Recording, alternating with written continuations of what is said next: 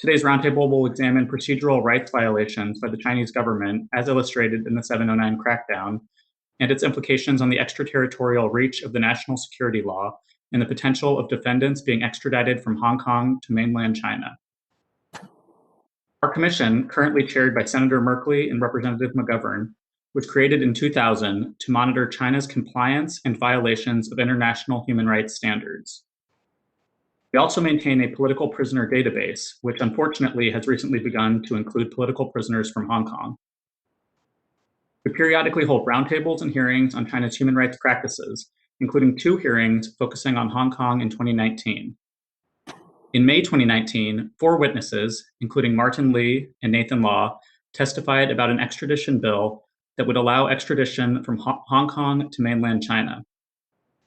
Given China's track record of serious violations of substantive and procedural rights of criminal defendants, as well as the threat this extradition bill posed to Hong Kong's one country, two systems model, the bill prompted a series of large-scale protests by Hong Kong residents in 2019. 16 weeks following our May hearing, Joshua Wong, Denise Ho, and 3 other witnesses testified in September about the widespread abuse of power and use of excessive force by Hong Kong police with impunity, which vividly illustrated the rapid deterioration of rule of law in Hong Kong.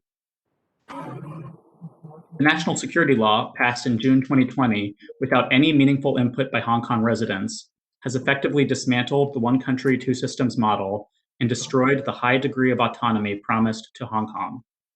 The law provides for heavy penalties for vaguely defined offenses and authorizes the Chinese government to take over certain cases, which potentially allows the government to physically transfer a person to China, a result that the people of Hong Kong had tried so hard to prevent in reaction to the extradition bill in 2019. Today, we have invited 5 distinguished panelists to highlight important issues surrounding this troubling pair of anniversaries. To introduce our keynote speaker, I'd like to turn to the Deputy Staff Director of the CECC, Todd Stein.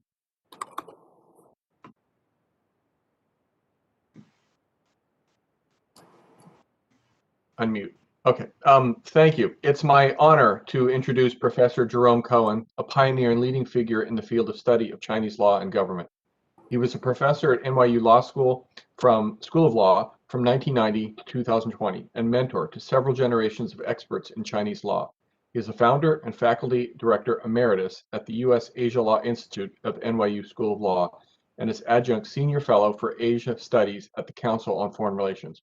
Professor Cohen has published several books on Chinese law and continues his research and writing on Asian law.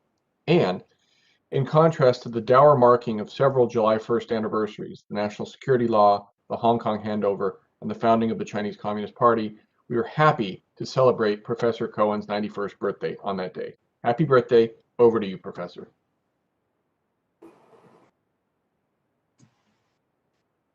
Is older than I am. This commission has done great work, and I'm honored to be asked to take part in today's important exercise. It's an opportunity to reflect on both the 709 repression and, of course, the national security law recently enacted for Hong Kong.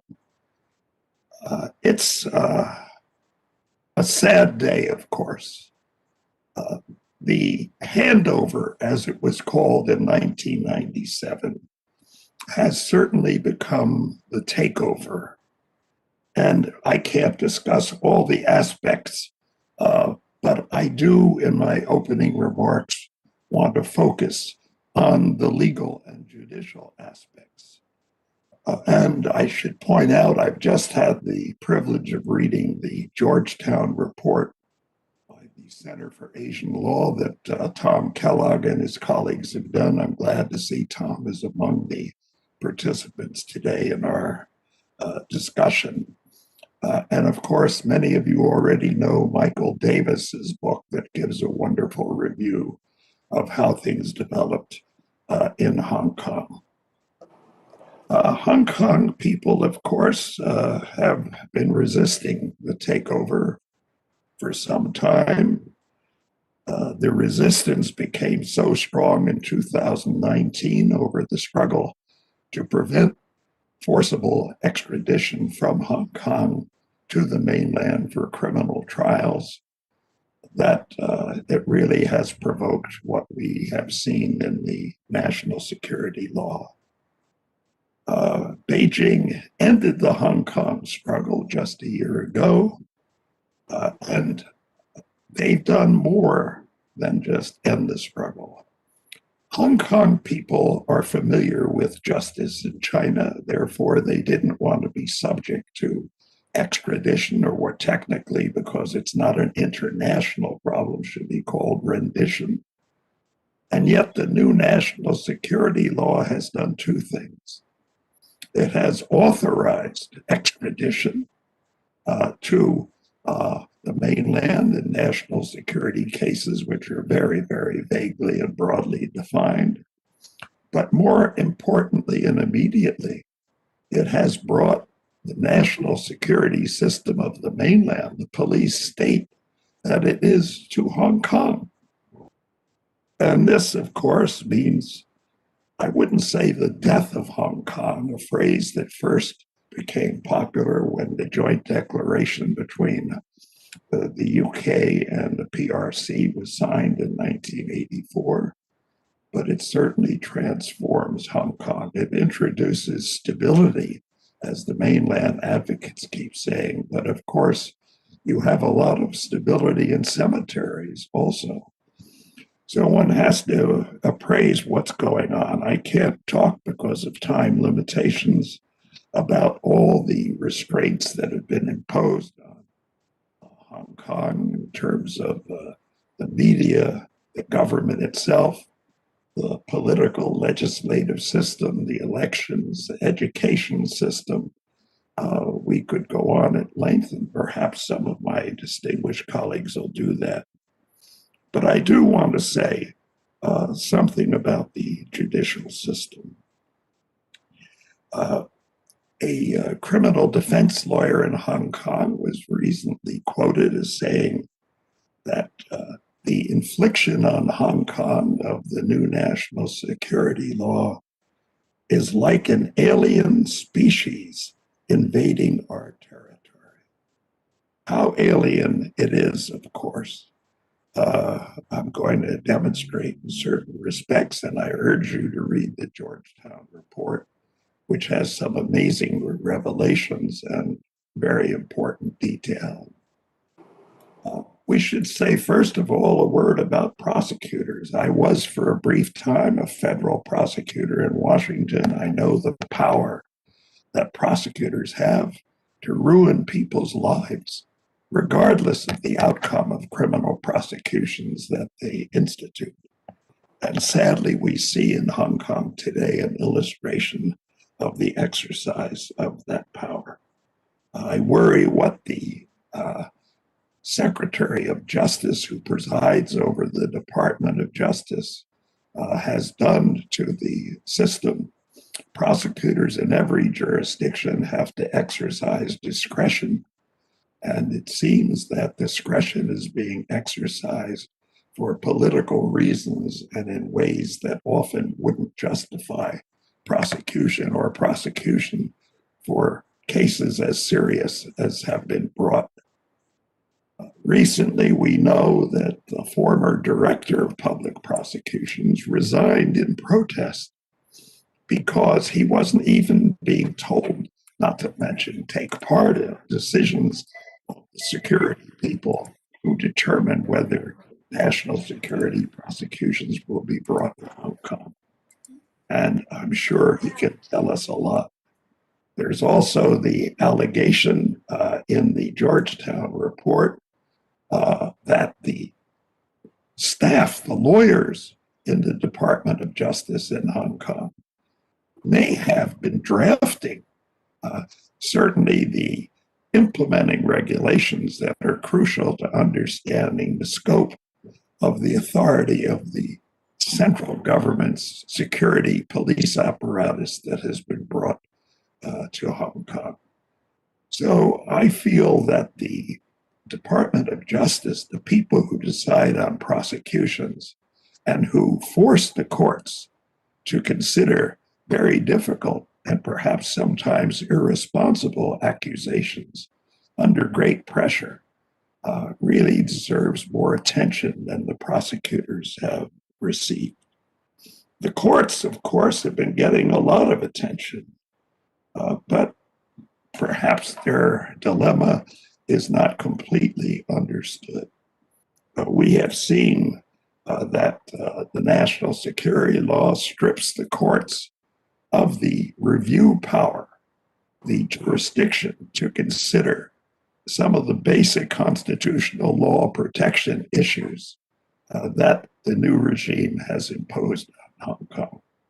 And we know from previous experience, and the court knows, that if it makes a decision that the central government doesn't like, that decision can be immediately overridden by the Standing Committee of the National People's Congress, as we have seen in the past. Not only do we have that problem, of course, but we have the problems now that the prosecution of actual NSL cases has begun. What kind of fair trial are these people going to receive? And of course, the first question that we have to understand is, who are the judges?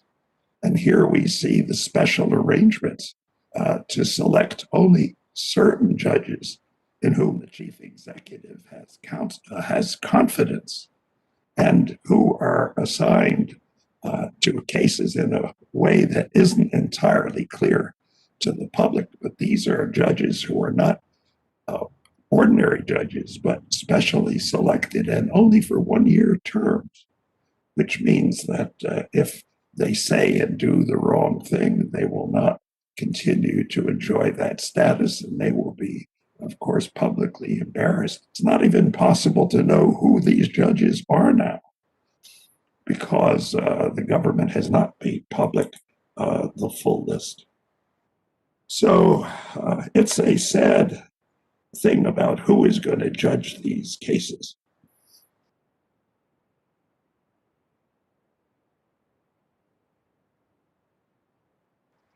Eliminated from these cases at the decision of the Secretary for Security of the Hong Kong government. Without persuasive argument, we've just seen jury trial denied in the first prosecution being brought. And of course, that's one of the basic defenses that the common law system has guaranteed to people. Even more important to me is the change in bail procedures. But normally, there is a presumption of bail being granted in cases where at least the accused is not accused of violence. What we've seen under the NSL is a reversal of that presumption, and that means that the government can simply bring a charge against anybody. Given the vagueness and ambiguity of the prescriptions in the law, they can charge almost anybody for anything. And when they bring that case, it means it's very likely that the accused suspect, and he's only a suspect, can be kept in jail until the proceeding is entirely finished, which could take several years. So the burden that an accused has to persuade a court, even a conscientious one that doesn't feel under pressure, is very great to show that the accused is not likely to repeat any violation of the national security law when people don't really know yet what conduct violates the national security law. And the person, as many have been already kept in detention, is kept there pending trial, pending conviction, appeal, could go up to the court of final appeal, and that person's life has been ruined, even if the court system should ultimately vindicate the rights of the accused. 3 years later, the accused has lost everything. So it's a win-win proposition for the prosecution and the Hong Kong government and the Chinese Communist Party to bring accusations against anybody, because it's a sure way of punishing. In a way, trial, certainly jury trial, but trial has become secondary. It's arrest and detention, denial of bail. That is the sure thing. So that's a very sinister, of course, situation. When we look at the question of judicial independence, the best defense that the PRC government and the Communist Party and the Hong Kong government can mount is they keep reciting how we can all rely on the judicial independence of Hong Kong judges. Well, that claim no longer looks very persuasive, and it's very likely to get worse. I've already said the courts have been denied full jurisdiction to consider constitutional issues. We already know that the selection of judges, even for the Court of Final Appeal, the highest court in Hong Kong, is being affected by political considerations. We've just seen a very able candidate for the CFA had to withdraw under political pressures that have not yet been publicly articulated. And this whole business about judges for security cases, again, shows a limit on the court system. In a way, public attention has been diverted and misled by a focus on the continuing participation of foreign judges in the Court of Final Appeal. I think that's an eyewash question. I think those foreign judges who still have not resigned from the Court of Final Appeal should do so. They are there now as mere decorations for an increasingly oppressive national security system in Hong Kong. They don't play a role in national security cases. They're not there very often.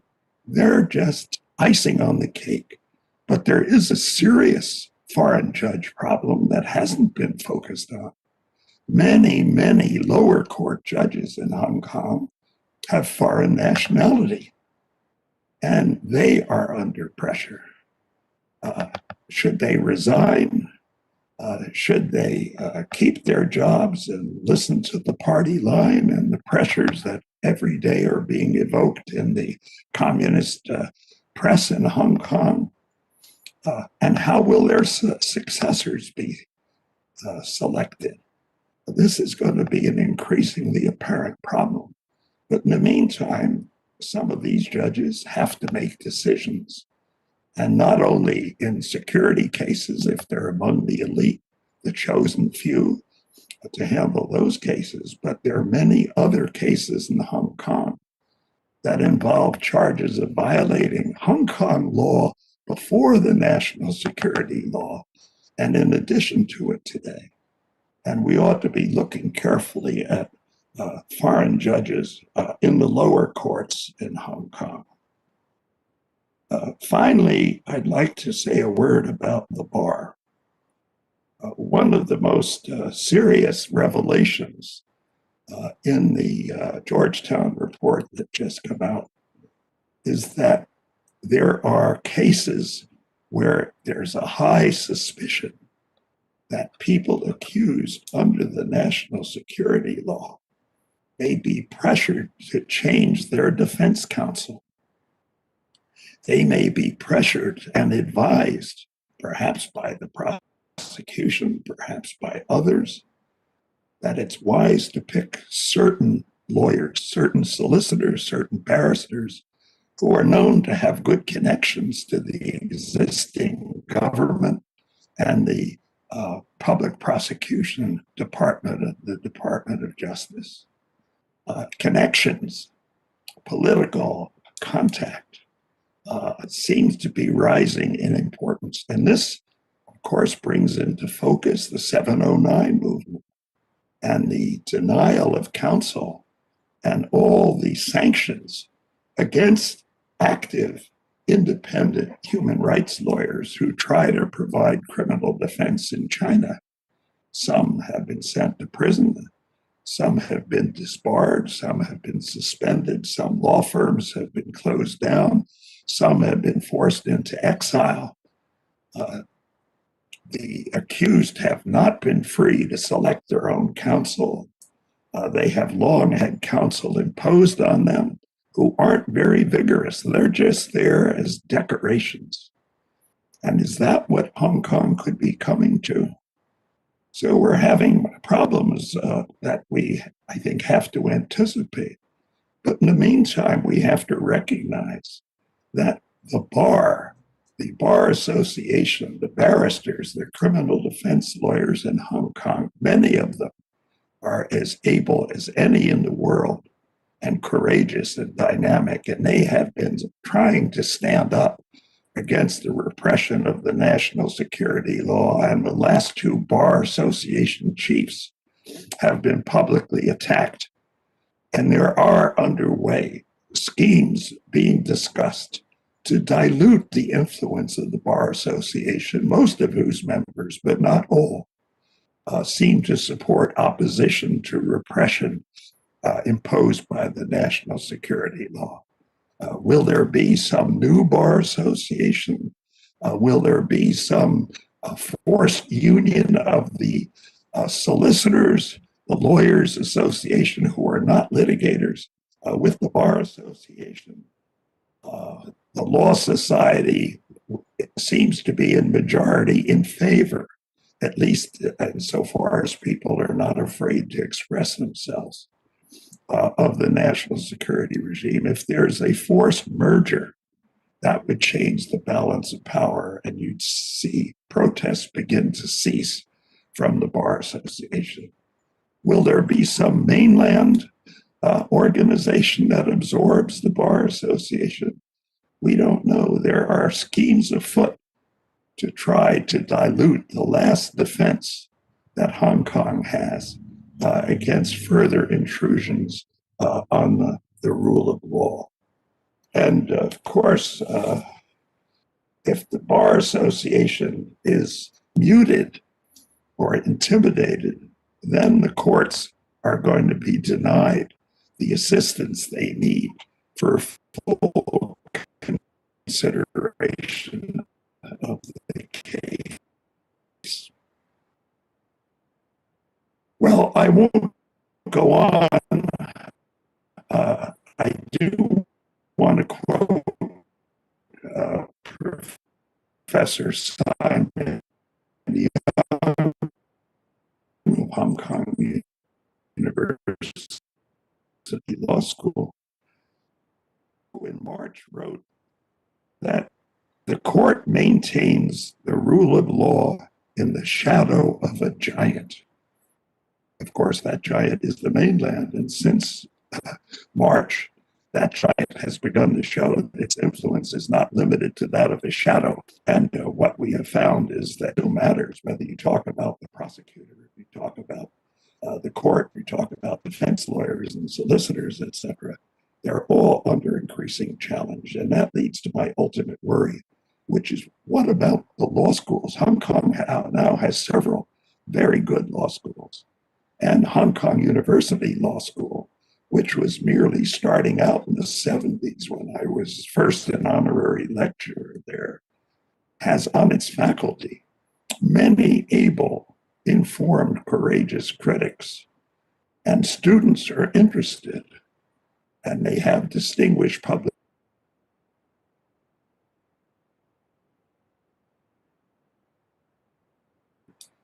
and others who are distinguished scholars and increasingly necessarily critical. Will they be able to go on teaching?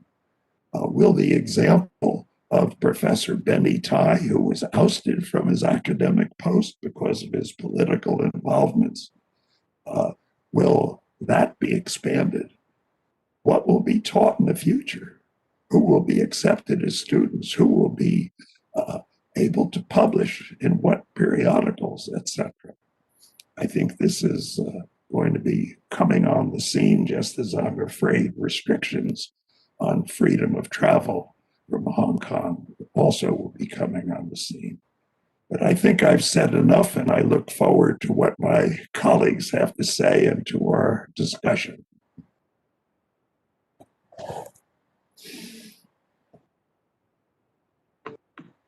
Thank you, Professor Cohen. It is an honor to have you kick off our discussion and in this roundtable and the rich detailing of the landscape in Hong Kong and the evolution over time and the troubling developments.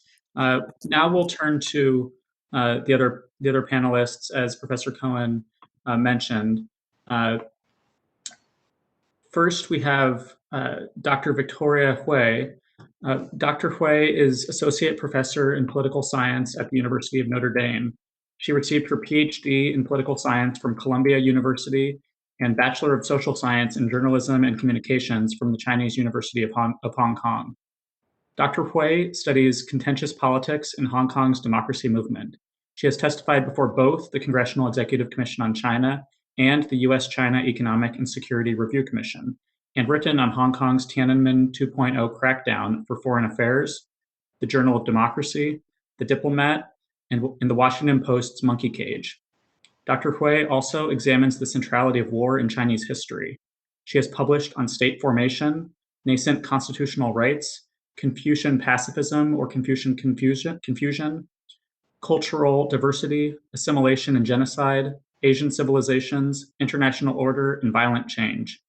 Before her academic career, Dr. Hui worked as the press officer for the then United Democrats of Hong Kong and its chair, Martin Lee.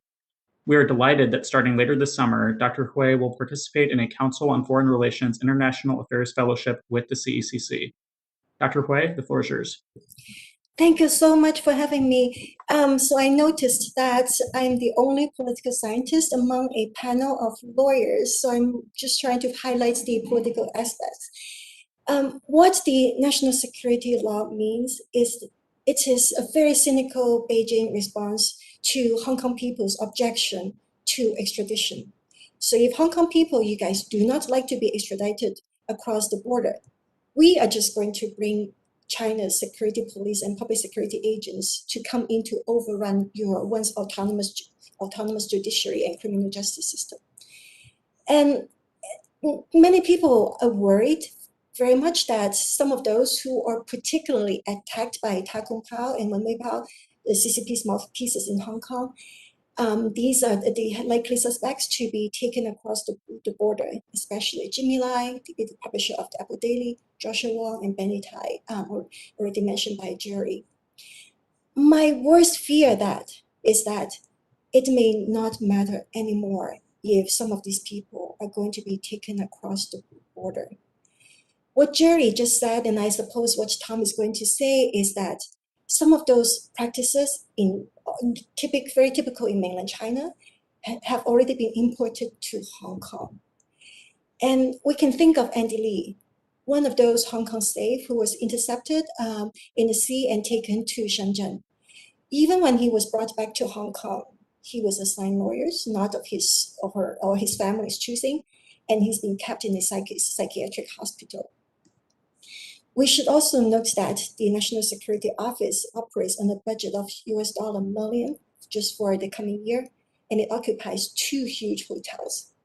It has all the resources and physical spaces it needs to bring in all the practices of mistreatment of political prisoners and do that within Hong Kong. And it seems that things are just going to get worse, because now in Hong Kong, we formally have a police state in command. Last week, the promotions of John Lee from the Security Bureau Chief to Chief Secretary and Chris Tang from the Commissioner of Police to Security Bureau Chief marked the formal installation of a police state. We should say that this is essentially something long in the making, especially since the umbrella movement of 2014. In the aftermath, at the time, The former deputy director of the Hong Kong Macau Affairs Office, Chang Zhou, already said that we have to rein in Hong Kong's governance, and he declared an all-out struggles against the civil society, especially the law courts, the legislative council, people inside the government, universities, secondary schools, all of those pockets of civil society. Now, Li and Tang, they were rewarded for their very harsh crackdown on Hong Kong, especially the forced closure of the Apple Daily and arrest of top executives and editors-in-chief. Their report cards also include over 10,000 arrests since June 2019, over 100 arrests under the national security law since July 2020. Arrest of pretty much the entire opposition camp. Many are denied bail, convicted, and jailed. And now there are no more pro-democracy legislators in the legislature. There will be no more meaningful elections. There will be no more street protests. No more tenement candlelight vigils on June 4th. No more commemoration and a mass protest on June 4th, June 9th, June 12th, June 16th, or the upcoming July 1st.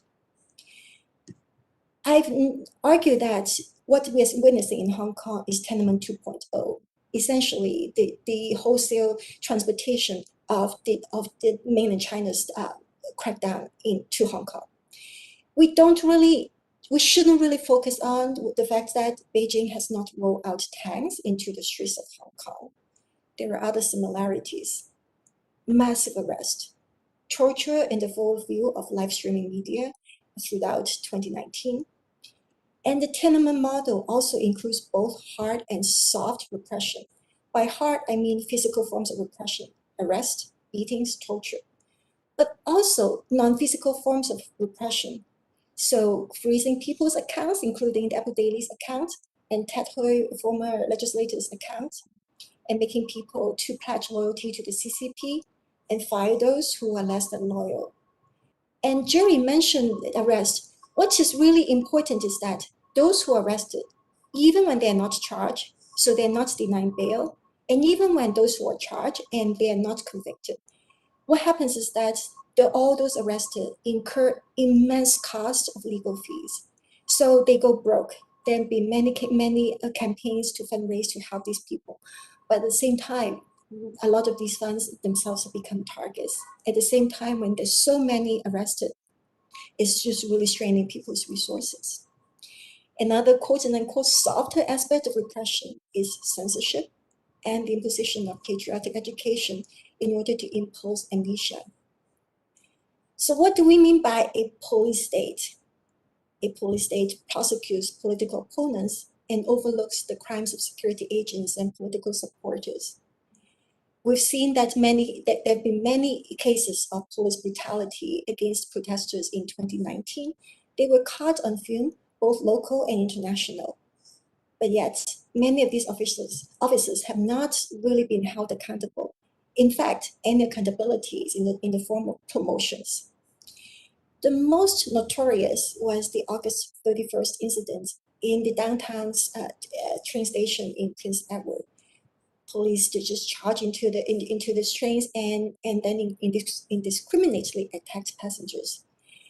In the aftermath, the authorities said that anyone who talks about the August 31st incident, especially that, the possibility that some people got killed, is all fake news. And people who do so are subject to prosecution.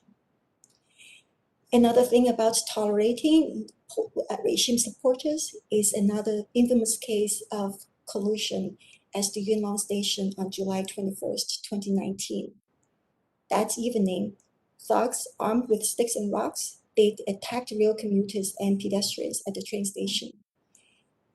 At the time, Chris Tan, who was later promoted to be the commissioner of police and now the security bureau chief, he was then the district's commander.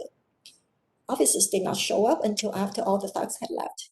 Senior officers were filmed speaking with the men in white shirts. Those thugs that evening they were all wearing white shirts, and they were speaking prior to the attacks.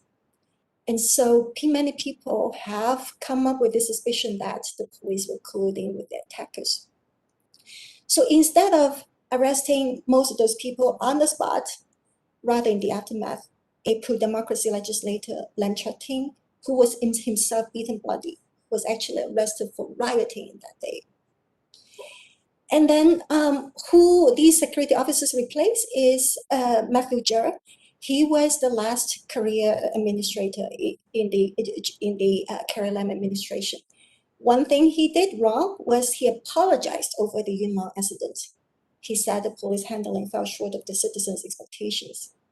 Immediately, he was publicly rebuked by the Police Inspectors Association. Some of those statements read, Matthew Jerome, why do you deserve to represent the police force? If you want to apologize, you should resign. If you don't step down or apologize to the whole force, you'll be a sworn enemy of the police. The fact that subordinates could openly challenge the number 2 in the government suggested that the police had backers more powerful than the Carrie Lam administration. We should note that, in fact, Carrie Lam as well as the city's security chiefs have been under the direct command of Beijing's security apparatus. They began to have very regular sit-ins whenever Carrie Lam and Chris Tang visited Beijing. They were always having sit-downs with the Minister of Public Security, Zhao Keji, and also the Political, Legal, and Legal Affairs Commissioner, Guo Shankun, in the rest of 2019. So now that the police are formally in charge of the Hong Kong government, and they are subordinate to Beijing's security apparatus, the frightening prospect is that there's very little distinction left in the treatment of the opposition, the arrested in Hong Kong versus the mainland. And this is why we really need to take stock from what has happened to political prisoners and rights defense lawyers from other panelists. Let me also highlight that even though the name of the bill, the law, is called national security, it really is about regime security. Tiny Hong Kong presents no threat to the national security of China. What Hong Kong presents is a threat to the regime that brooks no dissent. One country, two systems model could work, except that what really is in place is a one party, two systems model, which cannot work at all. The CCP is a Leninist party that brooks no dissent, and it cannot tolerate any professional independence, any professionalism, whether in the administration or the police, the judiciary, the civil service, the media, the education sector, essentially the entire society. And so once upon a time, we thought that one country, two systems was meant to create a firewall to shield the city's pre-existing rights and freedoms from the one-party dictatorship in mainland China.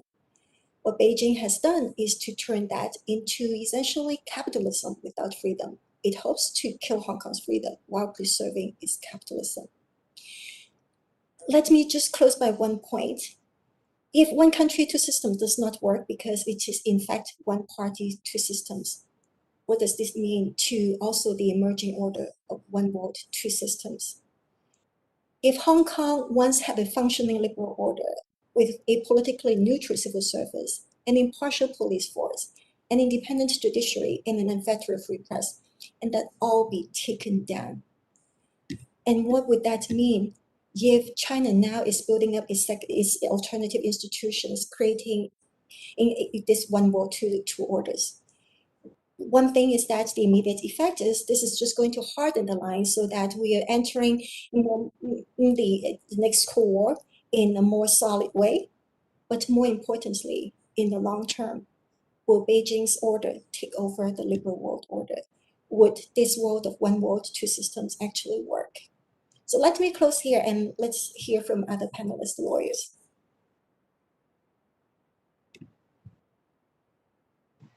Thank you so much, Dr. Hui, for your comments. Our next panelist is Professor Tom Kellogg. Professor Kellogg is Executive Director of the Center for Asian Law, where he oversees various programs related to law and governance in Asia.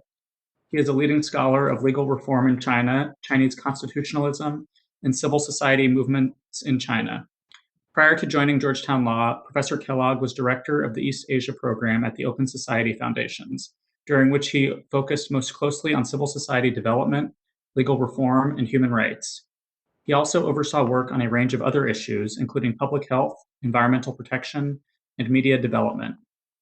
Professor Kellogg has written widely on law and politics in China, US-China relations, and Asian geopolitics. He has lectured on Chinese law at a number of universities in the United States, China, and Europe, and he has also taught courses on Chinese law at Columbia, Fordham, and Yale law schools. Professor Kellogg? Wonderful, wonderful. Well, I want to thank the CEC for this invitation to talk about the important topic of human rights and rule of law in Hong Kong. And I certainly want to thank my colleagues on the panel for some very insightful remarks on where we are now. And I would agree with the other members of the panel that we are in a very difficult moment for human rights and rule of law, both in Hong Kong and, as I think we'll hear in a little bit, on the mainland itself. I do want to make sure to mention the report that my center just put out yesterday on the Hong Kong's national security law on the one-year anniversary, with a focus on the right to a fair trial. I thank Jerry for his kind words on the report, and I will hope that those who are interested in more detail on some of these issues will check the report out. It is available on our website. I want to say a quick word about the extraterritoriality concerns raised by the national security law, and then use the remainder of my time to touch on the right to a fair trial for NSL suspects. So Article 38 of the National Security Law does create a almost unlimited extraterritorial scope for the national security law, which means that individuals can be charged for national security crimes that take place anywhere in the world. And of course, as many in this audience will know, we've had at least one American citizen, Samuel Zhu, the head of the group HKDC, Hong Kong Democracy Council, be named as somebody who was under investigation under the national security law, and other exile activists have been similarly named by the Hong Kong police over the past year. But I should point out that Article 38 is just one of many entry points into the international community that the Hong Kong police, the Hong Kong government, and by extension Beijing can use to extend the reach of the national security law. Under Schedule 5 of the National Security Law's implementing rules, the police can target foreign organizations, foreign quote-unquote political organizations operating in Hong Kong, and force them to answer questions about their activities in Hong Kong in ways that very much parallel the mainland's 2015 foreign NGO law. And of course, the CECC has written about the rather extensive reach of that law and its implications for U.S. NGOs, U.S. universities, and others operating in China. I would argue that Schedule 5 of the implementing rules sets up similar, very thorny moral and ethical questions for organizations operating in Hong Kong, and needs to be the subject of more attention and more discussion. Of course, many in this audience will know that Nathan Law, the exile activist, was told by the Israeli company Wix, Israeli internet service provision company Wix, that his website was being taken down because the Hong Kong police, using their authority under Article 43 of the National Security Law, said that that his website had to be taken down. The website was returned to service within a day or two, but the precedent was set, and we have to wonder whether other similar exile activists will be targeted as well. Now, on due process rights for individuals accused of NSL crimes. Well, actually, if I could just quickly say a word or two about some of the broad brushstrokes of the NSL. First, I think it's undeniable that the NSL has had a major impact on human rights and rule of law in Hong Kong. And this is going to be a challenge that all of us are facing, and particularly the people of Hong Kong are facing for years to come. I would argue that the law's passage itself is a violation of Hong Kong's basic law and the promises made to Hong Kong for a high degree of autonomy. And just to highlight one element, the creation of basically mainland political entities to operate in Hong Kong is a violation of the basic law itself and the promise by Beijing that it would be Hong Kong people themselves running Hong Kong. The aggressive implementation of the law over the past year is also deeply disturbing. Since the law went into effect, we've had, by Georgetown's count, something like 128 individuals who have been arrested over the past 12 months and 65 who have been charged. The vast majority of those 65 individuals have been targeted for peaceful political activity that should be protected by Hong Kong's basic law. And it's now an open question as to how the courts will reconcile the apparent conflict between the human rights of those accused and the very serious national security law crimes that they are charged with. That question, I think, will animate a lot of the conversation on the national security law in the months to come as the trials get underway. Quickly on due process rights, Jerry already covered some of the questions related to bail, so I will hold off on saying any more on that front for now, but of course we could say more about that in the Q&A. I will say that jury trial is a disturbing element of the restrictions on due process rights that we have seen thus far. And we know that Tung Ying Kit, the first defendant to go on trial under the national security law, was denied his right to a jury trial literally in the days before his trial began. So he too will not have the benefit of this important prophylactic measure that can really do a lot to ensure judicial independence and that can guard against political prosecutions by the Hong Kong government. Again, I share Jerry's concern that there's been a lack of discussion of the role of the prosecutor in these cases over the past year. It's certainly welcome that there's been a lot of focus on judicial independence, and that needs to be a continuing subject of conversation and analysis, but we do need to be thinking more about the role that prosecutors are playing in some of these cases. In conclusion, let me just say that the moves by the government that I've been mentioning here and that are described in the Georgetown report released yesterday do suggest that the government is chipping away at due process rights of those accused of national security law crimes in ways that have grave implications for the right of a fair trial for those accused of crimes under the NSL. It's too early to say whether or not NSL defendants will actually get a fair trial. Any final analysis will have to wait until we have final verdicts in some of these initial cases. But the initial prospects, the initial signals are, to put it mildly, not good. Let me leave it there, and I look forward to continued discussion. Thank you, Professor Kellogg. Our next panelist is Dr. Tung Biao. Dr. Tung is an academic lawyer, currently the Posen Visiting Professor at the University of Chicago and Grove Human Rights Scholar at Hunter College. He had been a lecturer at the China University of Politics and Law and a visiting scholar at Yale, Harvard, and NYU. Dr. Tung's research focuses on criminal justice, human rights, social movements, and political transition in China.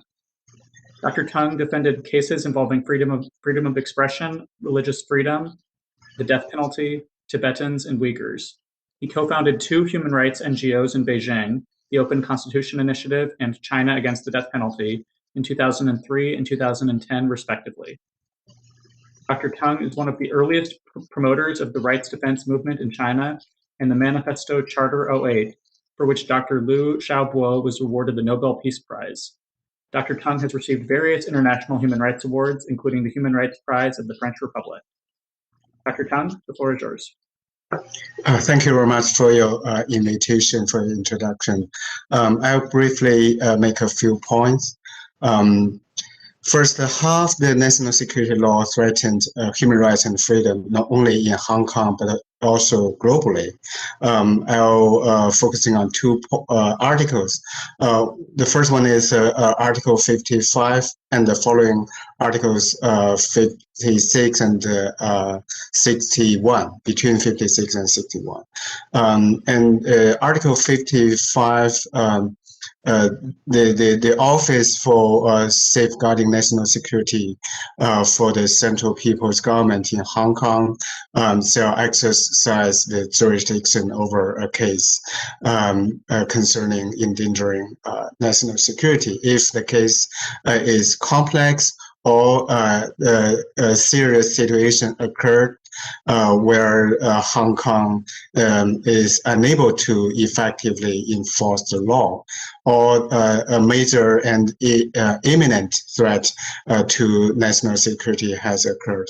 So it's very vague, and in these circumstances, the police, the prosecution, and the court will be designated by Beijing. And Hong Kong people can be sent to and detained in mainland China.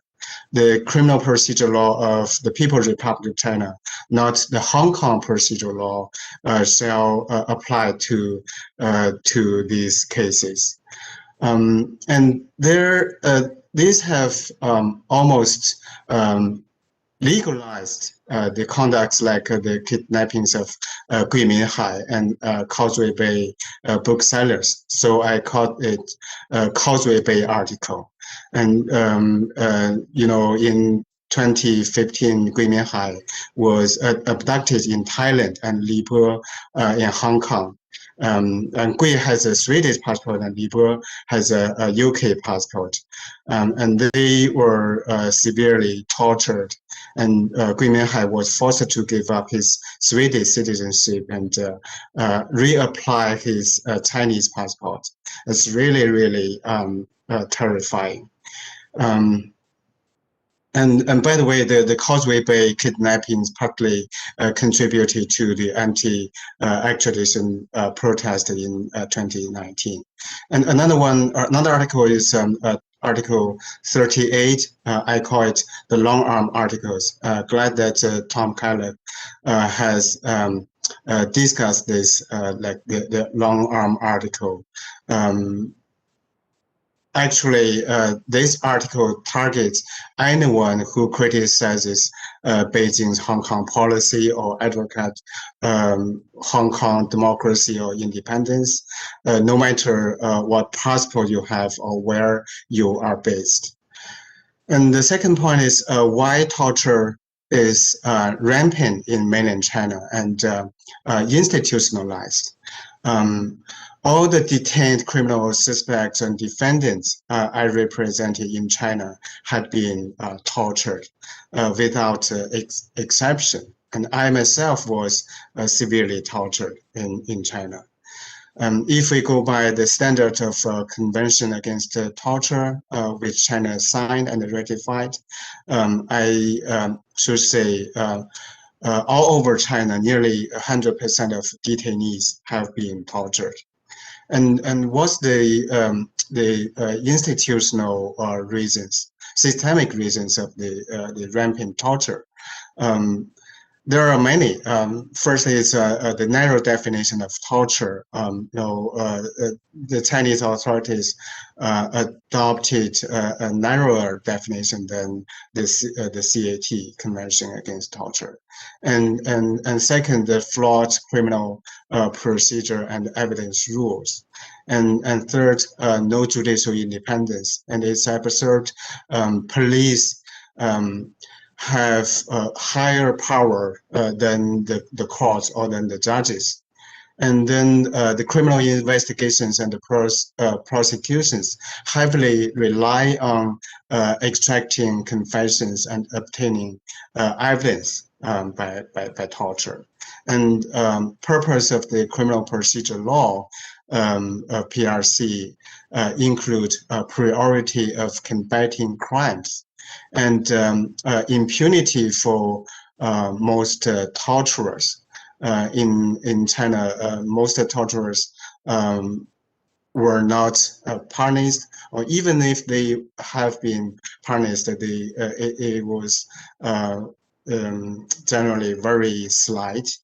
And there are political punishment like dissidents, Falun Gong practitioners, and Tibetans, Uyghurs, and there are many different kinds of judicial detentions, like a legal education center, like the concentration camps in Xinjiang, and many such kind of actual judicial or actual legal detentions. And the limited rules of Chinese lawyers. The human rights lawyers in China frequently subject to forced disappearance, house arrest, or disbarment, or even conviction and torture, and lack of freedom of expression and no independent, no free media in China, and that's also contributing to the frequent use of torture. And the final brief point I want to make is in mainland China, who have been charged with and convicted of endangering national security. I think 99% of them were not the people really endangering national security, or those resorted to violence. 99% of them are the people like Liu Xiaobo, or dissidents, or NGO activists, or human rights defenders, and they were just exercising freedom of expression, or writing articles critical of the CCP, the system, the policies, or the party officials, and all practicing law, representing dissidents. So unfortunately, this is happening not only in mainland China, but also in Hong Kong. Look at the cases like Joshua Wong, Benny Tai, Zhou Ting, Jimmy Lai. So Chinese Communist Party is destroying Hong Kong's freedom and rule of law by implementing the draconian NSL, and Chinese government recently violates its international commitments. So it is a legal, political, and moral obligation for the international community to protect a free Hong Kong and stand up to the CCP. I'll stop here. Thank you. Thank you, Dr. Kang. Our fifth panelist is Mr. Chen Jianggang. Mr. Chen is a Hubert H. Humphrey Fellow at the American University Washington College of Law. Before coming to the United States, Mr. Chen practiced law in China for over a decade with a focus on rights defense cases. He has handled cases involving torture, speech and religious freedom violations, and infringement of property rights. Notably, Mr. Chen was co-counsel for lawyer Xi Yang and played a critical role in exposing his client's experience of being tortured by Chinese officials. Mr. Chen fled China in 2019 after receiving threats of being disappeared in connection with his representation of a United States citizen who was subject to an exit ban. Mr. Chen? Hello. Thanks to CCC for inviting me. I have been a lawyer in China for 12 years, including 10 years representing human rights cases. In 2009, I represented my first human rights case, helping a client to protect their family's house from the government. The last case I represented in 2019 was to help an American citizen, Fiona Huang. The Chinese government did not allow me to represent Fiona and asked me to quit the case. I replied that I would never quit, and the Chinese government issued death threats to me. So in July 2019, I led my wife and children out of China. Behind the living condition of human rights lawyers lies the human rights situation and the judicial situation in China. What I'm talking about today is the personal experience of myself and my lawyer friends. Now we are talking about Hong Kong. I'm not surprised at the state of Hong Kong today because I know the current situation in China that I have experienced is the future of Hong Kong. I need to tell you about the living condition of human rights lawyers in China. First, every lawyer in China is faced with the difficulties of annual inspection. In the face of case filing system, lawyers are forbidden to use self-media to make comments, and the government monitors lawyers in handling cases.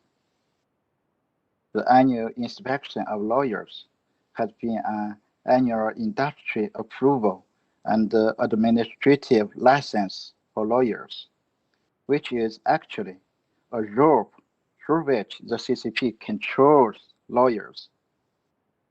The Bureau of Justice has regulated the degree of case reporting, which means that lawyers must report cases involving national security, religious belief, and mass incidents to the Bureau of Justice for filing. In fact, the filing system is a disguised monitoring or even a disguised restriction on the practice of lawyers. In some cases, the Justice Department sends agents to follow lawyers directly, monitor their sessions, and threaten those who dare to fight.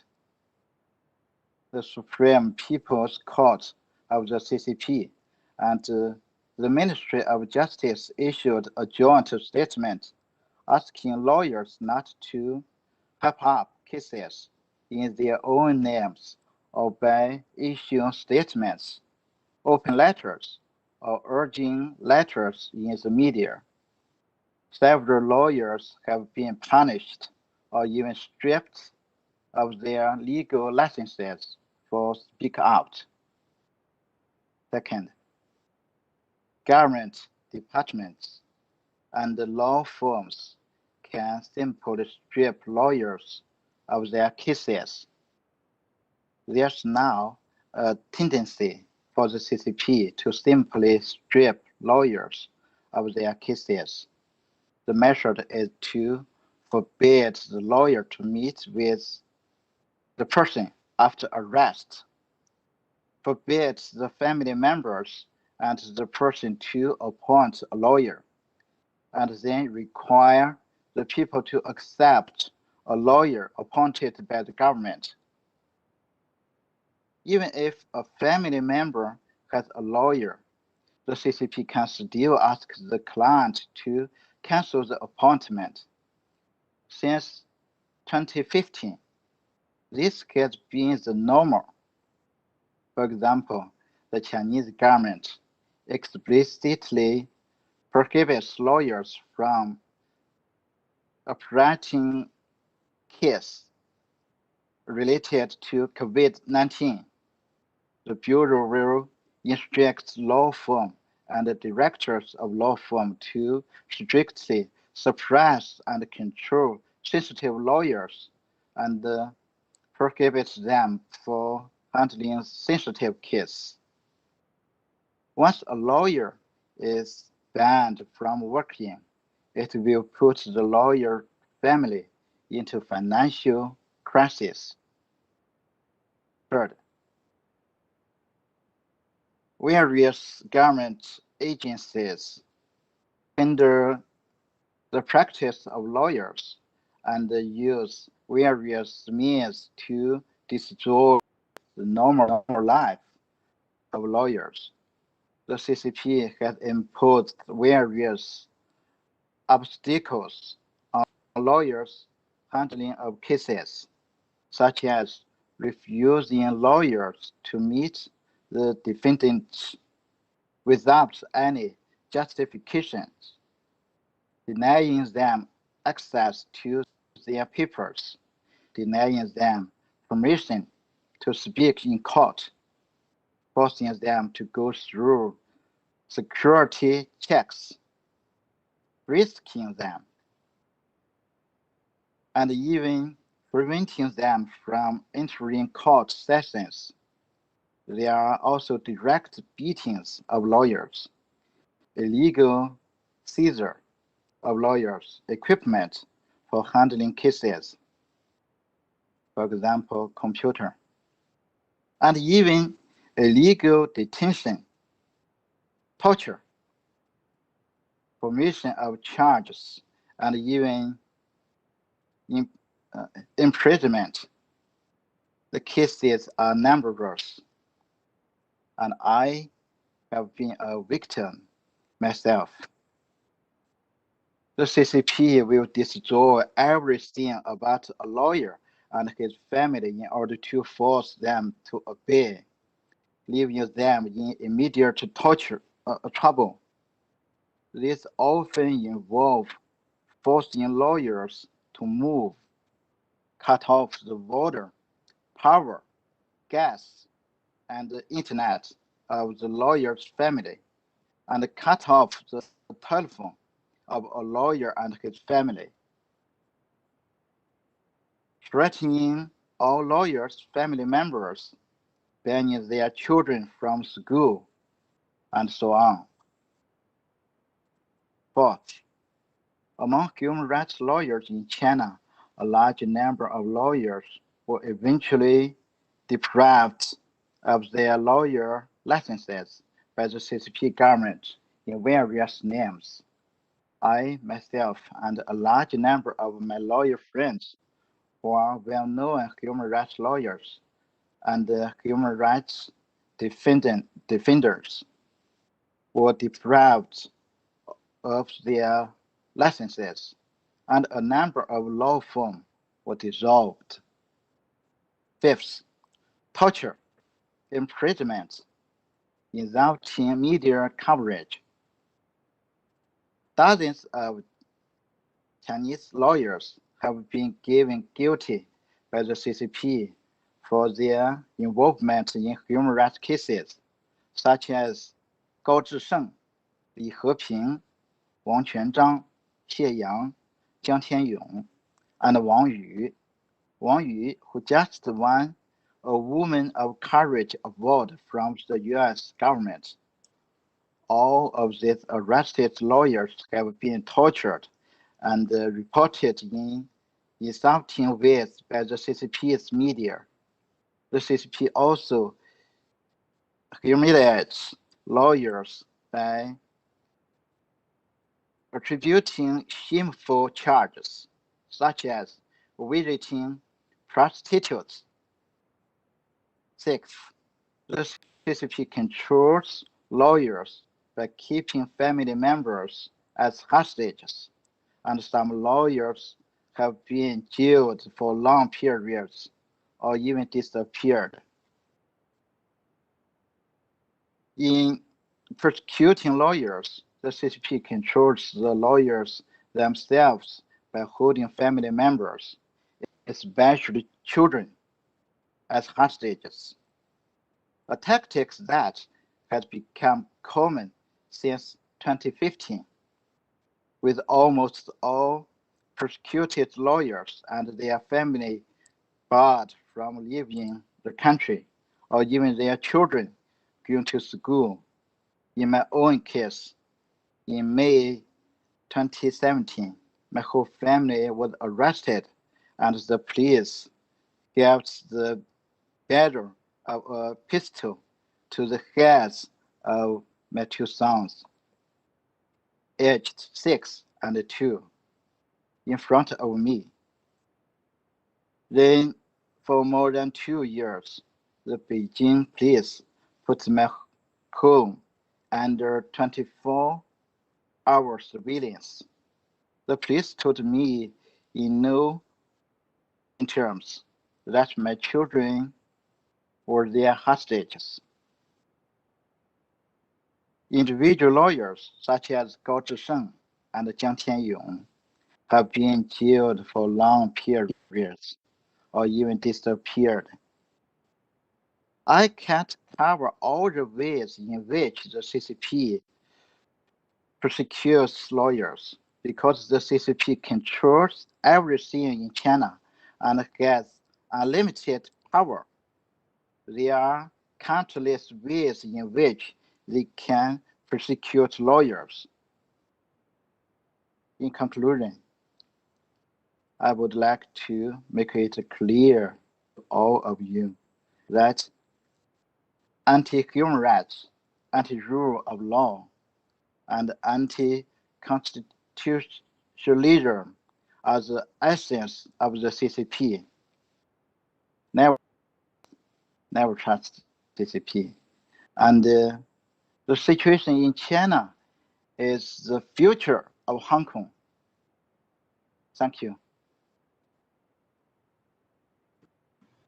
Thank you, Mr. Chen, and thank you to all of our panelists for the very illuminating and thought-provoking comments.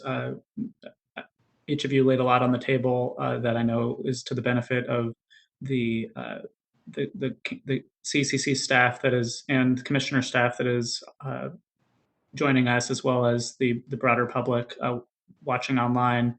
I will take the moderator's prerogative by starting off with an initial question, but if any CCC commissioner staff have any questions or would like to make any comments, please use the smiley face function at the bottom of your screen to use the raise hand function, and I will make sure that we can recognize those who wish to speak or ask questions.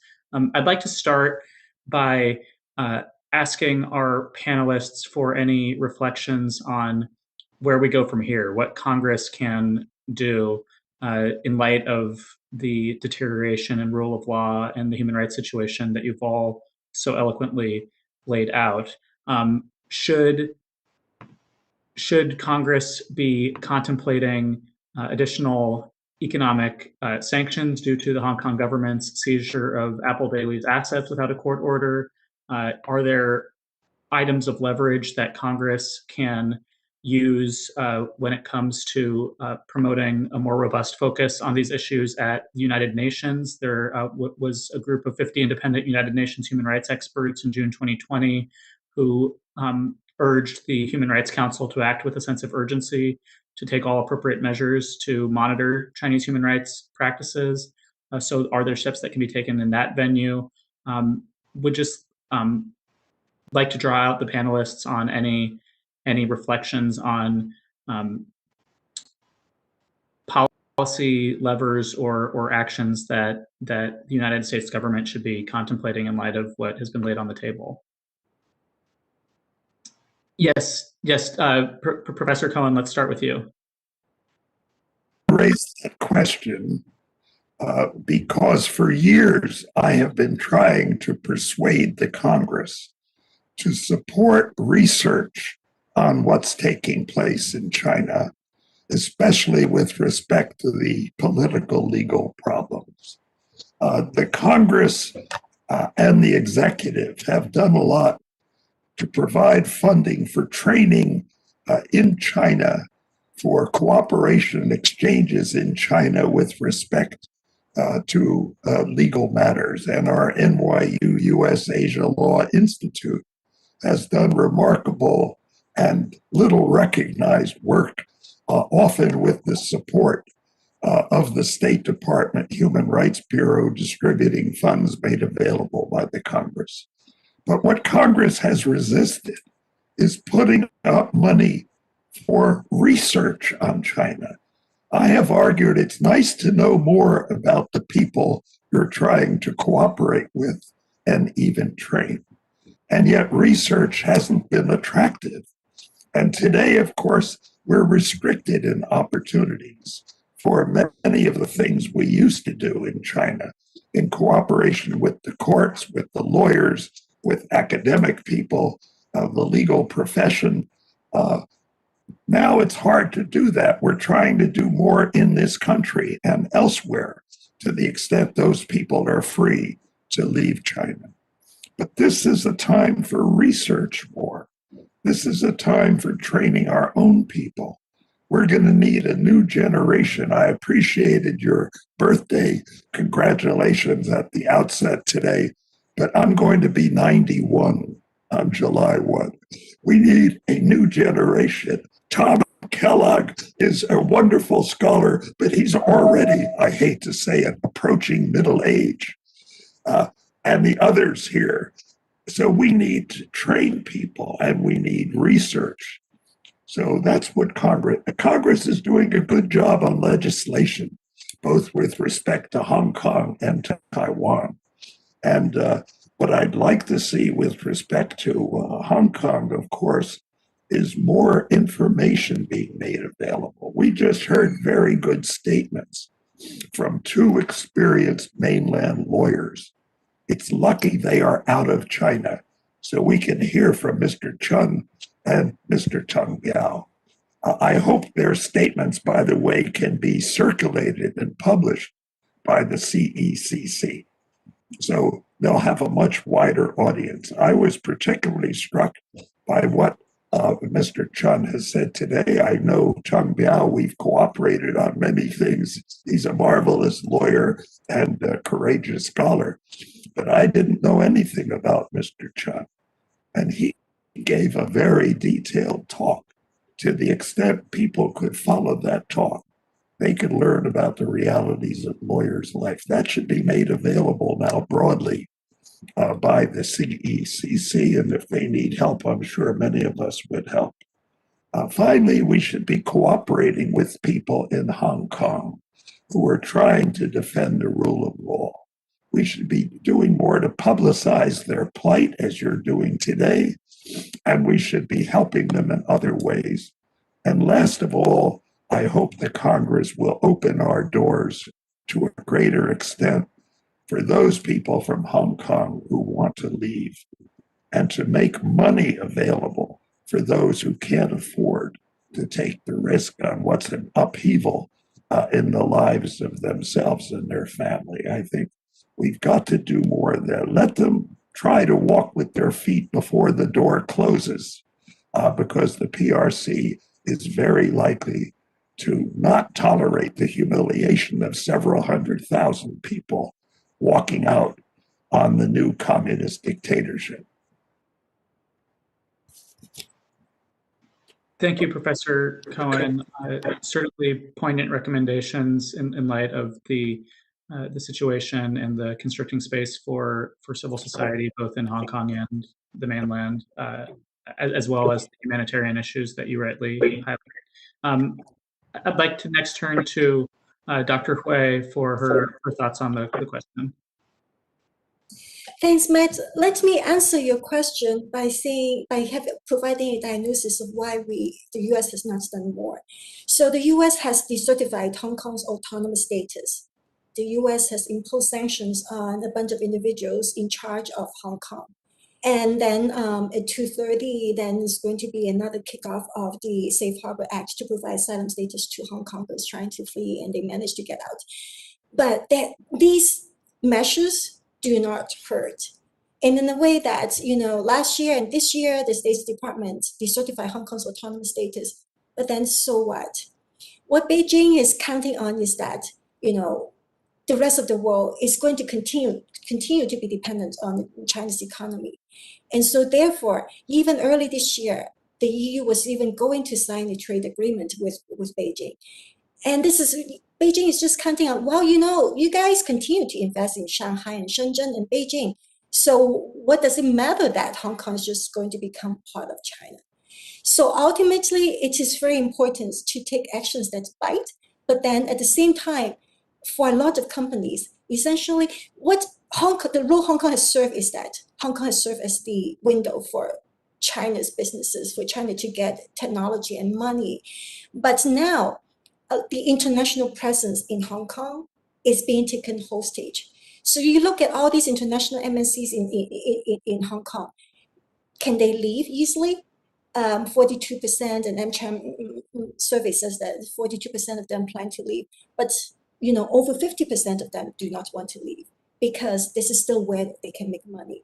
And we continue to have American businesses, just Nike the other day said that we are for China. And this is kind of the struggle, the obstacles that we face, that essentially the US government or the US businesses continue to support China's ideal scenario for Hong Kong, capitalism without freedom. And this is something we need to target at. Thank you. Professor Kellogg?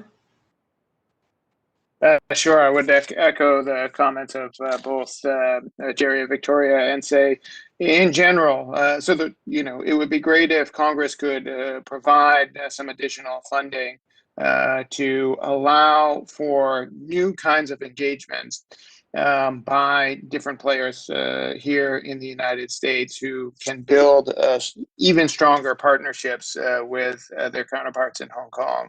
I think it's pretty clear, and we've spoken about this during the discussion, that one of the goals of the national security law is to generally isolate key players in Hong Kong, academics, journalists, lawyers, and others, and to make them even more subject to government pressure, to Communist Party pressure, to all sorts of different pressures that can be brought, to financial pressure that can be brought to bear on them.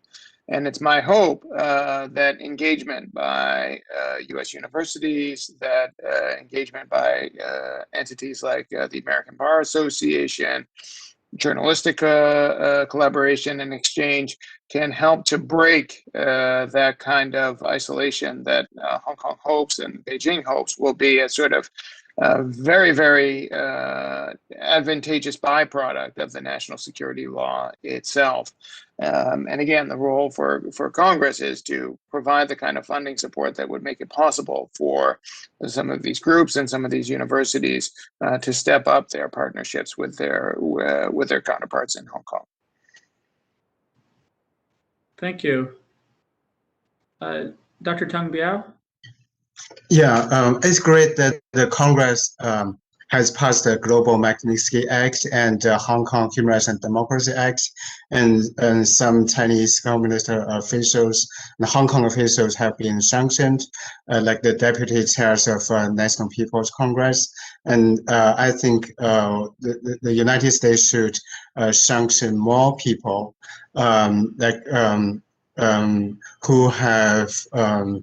who have violated human rights and who have suppressed Hong Kong freedom. And I think that kind of sanction is one of the few powerful leverages the international community has. And the second suggestion might be to adopt more policies to protect Hong Kong isolates, give them special channels to approve their political asylum.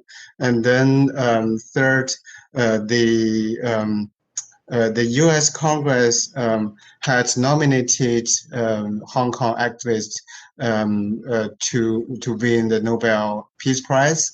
So I think that's also a good idea, from Martin Lee to Joshua Wong. So I think quite a few Hong Kong dissidents and democracy activists are qualified to get the Nobel Peace Prize. And finally, it's not only in Hong Kong, the human rights situation has been deteriorating, but also much worse in Xinjiang and other part of China, in Tibet, Mongolia, especially the ongoing Uyghur genocide. So I think the United States should consider a full boycott of the Beijing 2022 Olympics, and we have seen many people, more and more people, agree with diplomatic and financial boycott but we are calling for a full boycott. Anyway, any kind of boycott would be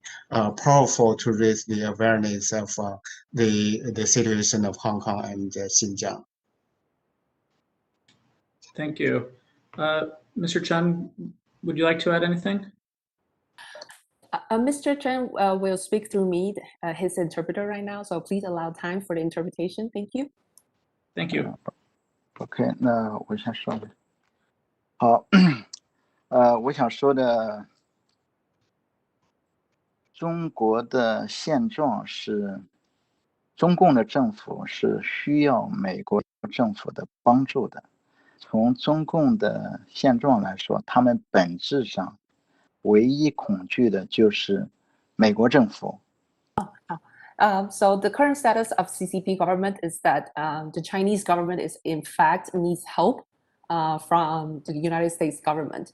So United States government is able to sort of control or to decide what Chinese government is going to do.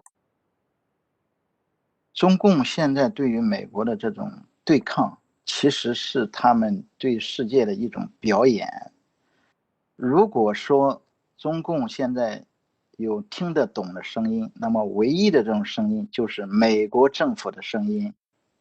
Okay, and then the resisting and then the fighting from the Chinese government against the United States government right now is the show that the China is putting on to the world. And then the only voice that the Chinese can listen to right now is the voice from the U.S. government. 我个人一点点建议，也算是一个对美国政府的呼求。我今天说3个问题。In my humble opinion, and then also my personal plea to the U.S. government are the 3 following points.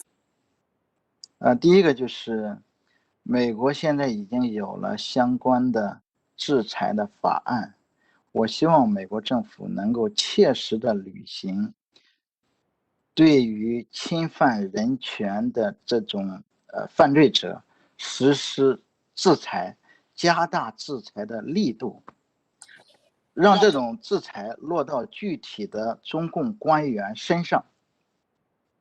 And then the current U.S. government imposed a very powerful and efficient retaliation or sanction mechanism against Chinese government.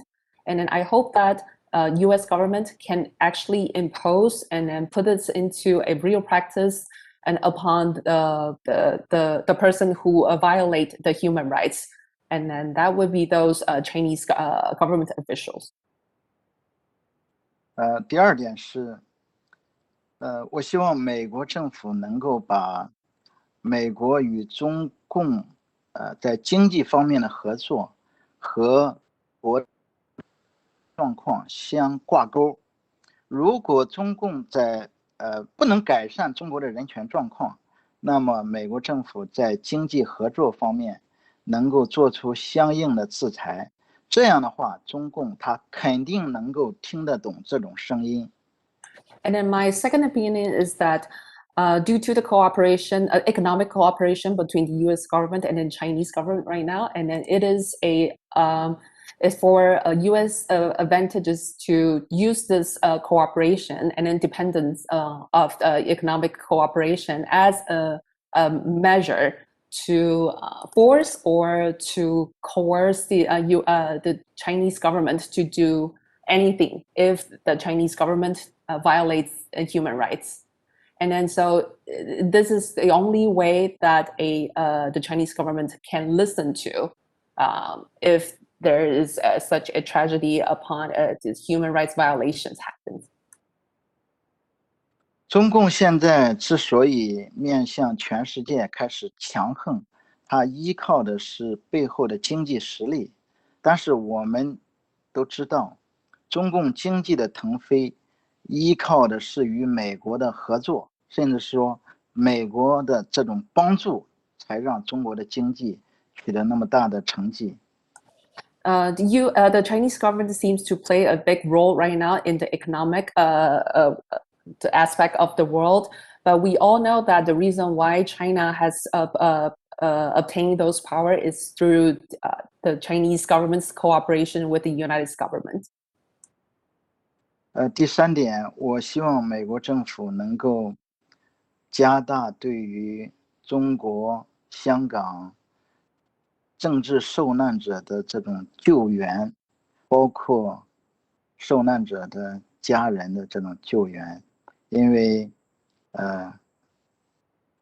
很多受难者他的家人被困在中国，这些家人就成了中共的人质。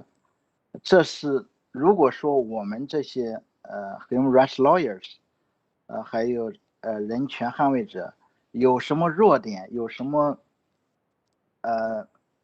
软弱的地方，就是我们的家人成为中共手中的人质，这对于我们来说是一种致命的辖制。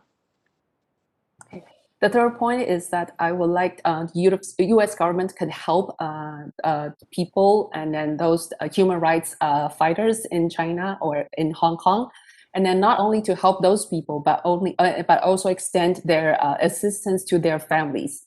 Because what Chinese government is doing right now, they will hold those people's families members as hostages, and then this is their weak points. And then so some of those fighters' families, they are trapped in China or in Hong Kong. So by extending helps to those families, it can give them a better support to pursue what they are fighting for. And then I do hope that this can be taken into consideration. 我举例来说，在北京的李和平律师，他家一家人被禁止出境。他的大儿子高中毕业，本来是可以到美国来留学的，但是就被中共禁止出境，这样这个孩子的前程几乎就被耽误了。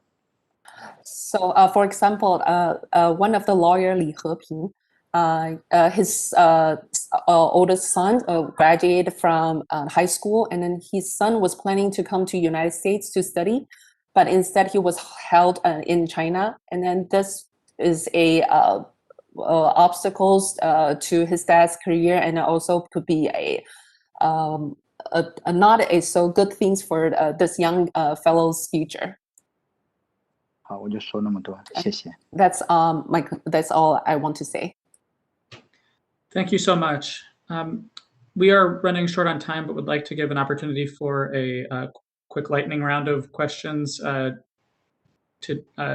since we have such terrific expertise on this roundtable. Let's stick with Mr. Chun. Thank you for sharing your personal story regarding your experience in detention and the harassment that your family underwent. We really commend your courage and are sorry that you had to go through those threats. Can you tell us about the situation of rights defenders and lawyers connected to the 709 crackdown, whom we've been in close contact with, and how the United States can most effectively advocate for them?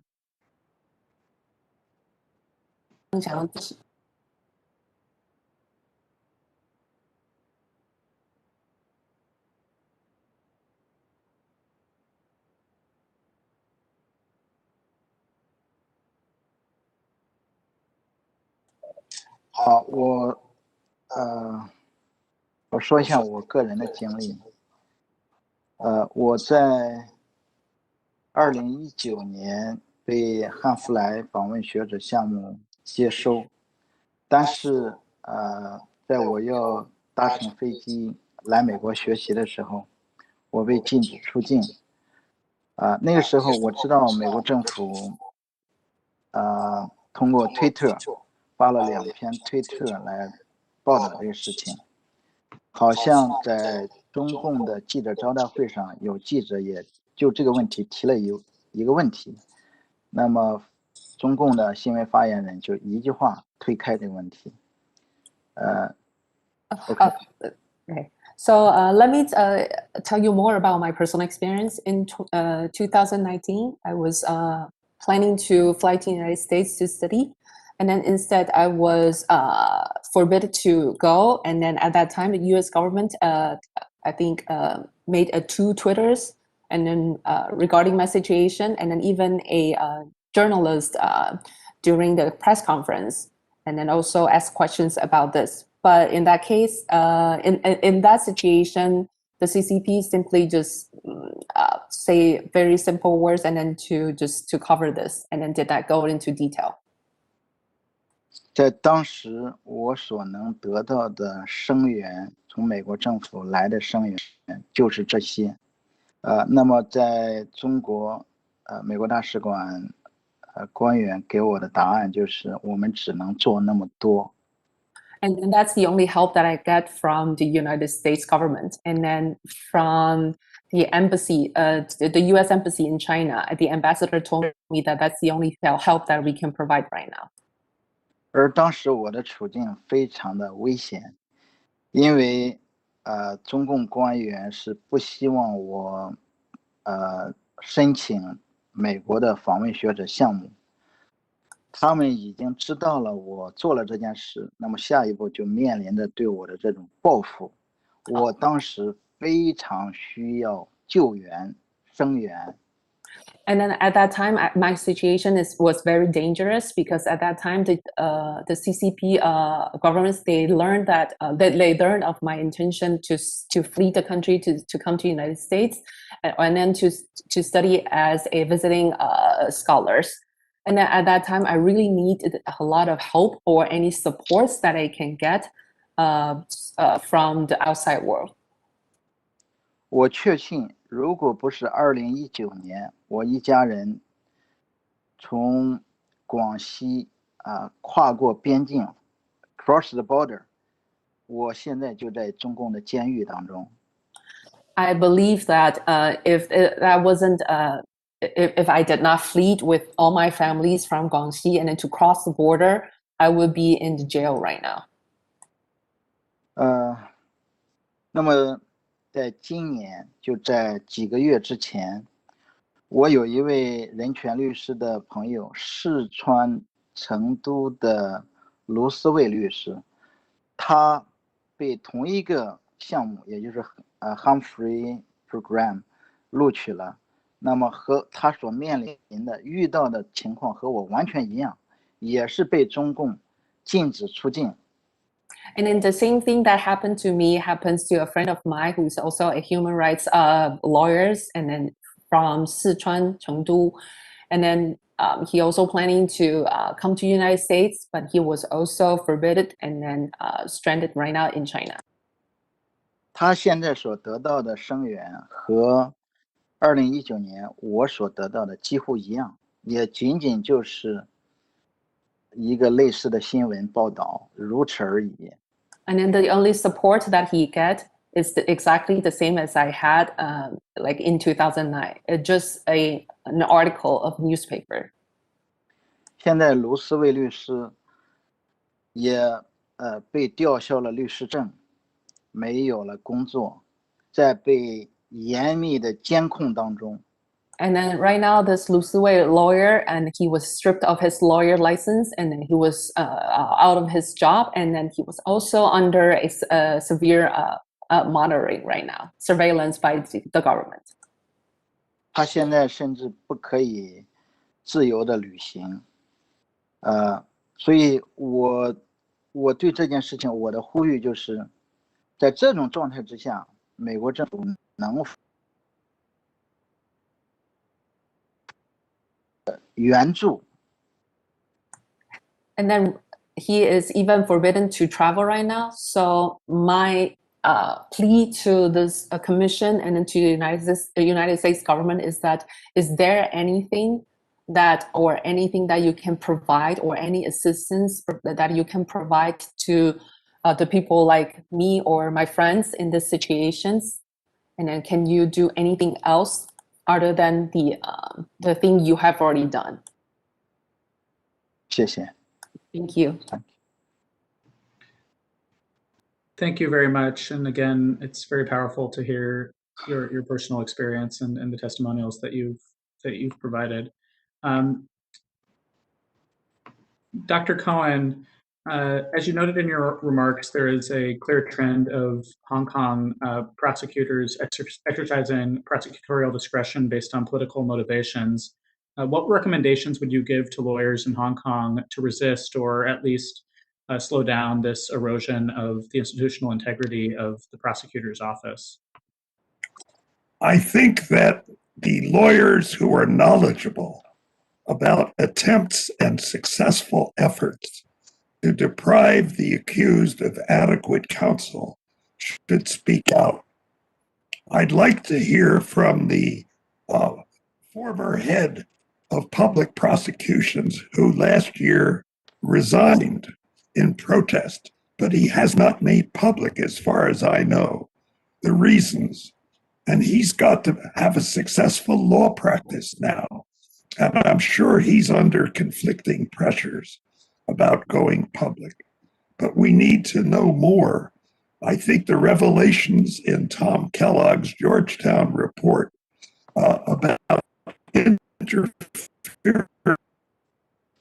with the right to counsel, which are so reminiscent of what we've heard takes place in China today. Tang Biao has personally experienced that. I've had exposure to that in trying to advise on some cases. And we've just heard a very moving statement from Mr. Chun. I think we're going to see more of that in Hong Kong, and the more public exposure we can give. I hope the media picks up this aspect of Tom's report, because like his discussion of the implementing regulations, which is too little known, this is too new, we need to have more public exposure. And so we need to help Hong Kong people describe and evaluate this, and we need to have our own outside people better informed, because this is a very sinister aspect of what's taking place. Finally, I was very glad to hear Mr. Chun drop a few Chinese names that may not mean anything to most people. But when I hear the name of Gao Zhisheng, once recognized before he became too political in opposition as one of China's great lawyers, I think of what has happened to this man. Is he dead? Is he alive? He's been disappeared. And no one remembers him now except those who worked with him. I warned him in 2005 that if he went on going public as much as he did in his criticism of the party, he wouldn't be on the street. And within months after that, he was arrested multiple times, tortured, and finally disposed of somehow. Is he a vegetable? Is he alive? What has happened to him? And he's just one example. Xu Zhiyong is another great person I met, like Tang Biao and others, when I lectured at Yale. He's again in prison. We'd be better off if Xu Zhiyong, Gao Zhisheng, and others whose names aren't known to most people outside were outside of China, like Tang Biao and Mr. Chun, and able to tell us more. And I think it's a hard decision. Should we help people more who want to leave? Tang Biao and Mr. Chun got out via the Underground Railway. It took Tang Biao's wife and one of his children almost 28 days to go from Beijing to Boston. They need help. And how are these people going to live when they're here? If we had research projects, we would not only learn more, but we would provide support for people who have no way to maintain their livelihood once they get here. Thank you. And following up on Professor Cohen's reference to the Georgetown research that Professor Kellogg led, I'd like to turn to you next, Professor Kellogg, and congratulations again on the release of the report on the procedural rights under the national law. One case that you highlighted in the report is the case of Tong Ying Kit, who was charged with an offense under the national security law and was denied jury trial. Can you tell us more about how this case compares with politically sensitive trials in mainland China? Thank you for that great question. And I do think Tung-Yin Kit, his case is one to watch.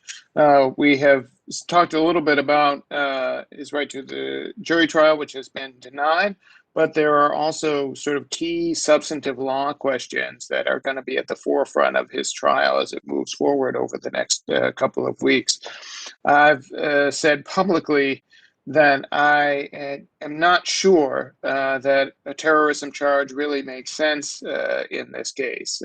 He is credibly accused of driving his motorcycle into a group of police officers, and if those facts are proven, then an assault charge would certainly be warranted. A dangerous driving charge would certainly be warranted. But it doesn't look to me like he has engaged in the level of planning, in the level of forethought with a political goal in mind that is usually required for a terrorism conviction under international best practice for domestic counterterrorism laws. So you have that as one core concern. And then on top of that, you have the speech crime that he is accused of because he was carrying a banner that used one of those forbidden slogans from the 2019 movement. And there, I think, coming back to your question, there, I think, are some of the parallels with political dissidents and political activism on the mainland, that if Tung-Yin Kit is going to be convicted and punished merely for carrying a banner with a slogan, then we're getting into very, very difficult territory for the right of free expression in Hong Kong, which has all too many disturbing parallels to prosecutions of individuals for exercising their right to free speech on the mainland. Now, we'll have to wait and see how his case plays out, and we'll have to wait and see how the three-judge panel weighs the arguments in this case, both on the terrorism charge and on the inciting subversion, I believe it is, charge. And one has to hope that the three-judge panel will rigorously use the basic laws, human rights protections, and apply them to this case. And then we'll see what kind of verdict we get.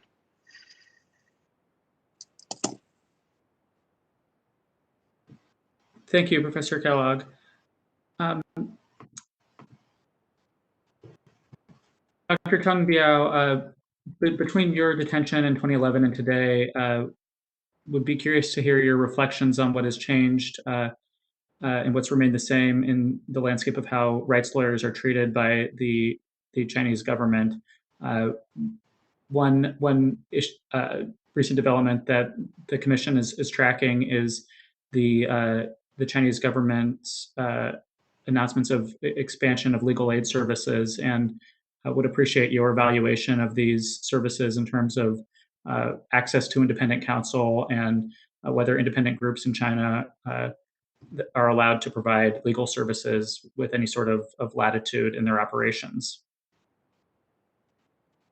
Yeah, thank you. After Xi Jinping came to power in late 2012, the human rights situation is deteriorating, and Xi Jinping actually waged a war on law, and many lawyers, human rights defenders, and activist dissidents, also religious groups have been arrested and detained, and the roundup of human rights lawyers and defenders is really brutal suppression of rule of law, and the legal aid became more and more difficult.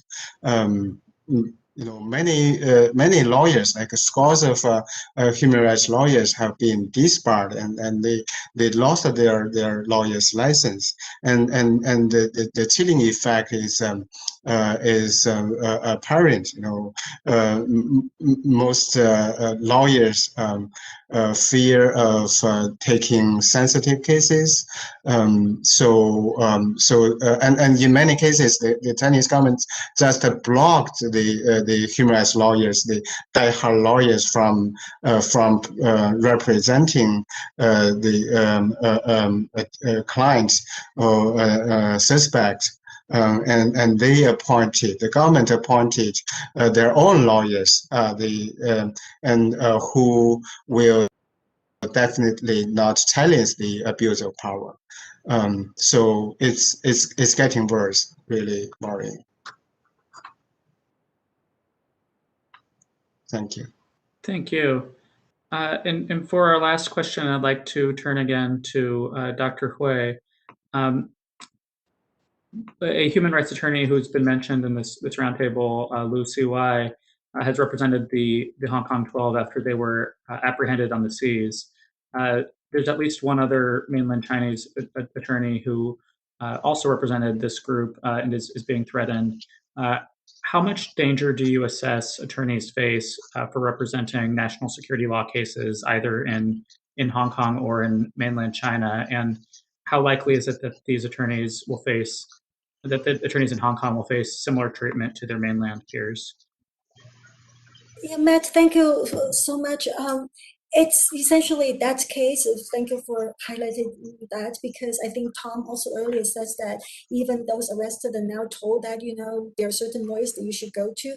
And at the same time, there's also these pro-regime people also talking about, because Martin Lee and Margaret Ng are already convicted, even though they're given suspended sentence, that they should be debarred as well. So there are all of those very worrisome trends. And at the same time, again, it's not just about who agrees to represent these people, but also that as soon as you are arrested, you're basically, for a lot of these people, they continue to live in stress. They worry about, when the police are actually going to lay charges to them, how they can afford the legal fees. All of these basically involve just basically mental torture. I should also note that Chen Jiangang said that today's China is tomorrow's Hong Kong. I think once upon a time, we said today's Tiananmen, tomorrow's Hong Kong. At the time when we said that in 1989, it felt like, the tomorrow was going to be many years away, decades away. But, when we say today's China, tomorrow's Hong Kong, it could well be tomorrow, literally the next day or the next week. Just look at what happened, how rapidly Apple Daily was forced to shut down. So these days, we just have to really look at what happens to political prisoners in China. We should expect to see horrible things happening even in Hong Kong. At the same time, all of the experiences of rights defense lawyers in China, there's a group of about 200 lawyers who do pro bono for a lot of these the arrested. We also have to keep an eye on, how they can survive and how much they can do, and if they themselves will be subject to persecution. Thank you. That is a very bracing, but I think accurate characterization, and I think should serve as a call to action for all of us. And I think this roundtable has been a tremendous contribution to the Commission's work into the knowledge base that our commissioners, the staff on Capitol Hill, and those watching these proceedings. And so really want to thank our panelists for the very rich and illuminating discussion. And with that concludes our roundtable. Thank you.